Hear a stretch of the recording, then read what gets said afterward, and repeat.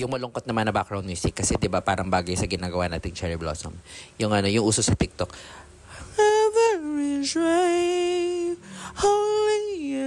So ito na yung progress dahil kulang nga ngayong araw gumawa pa si mama ng maraming bulaklak. Ikakabit ko naman tonight.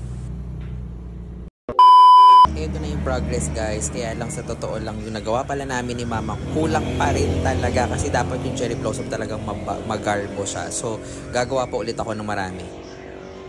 Gusto ko na lang i-upload tong vlog kasi ang dami ko pang i-edit at ang dami ko pang gagawin. Abangan nyo na lang sa Instagram ko yung final look, pero in the meantime, ito na yung itsura niya.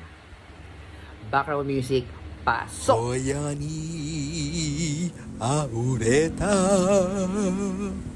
inadori mo itsuka yatsasashi utokoro ni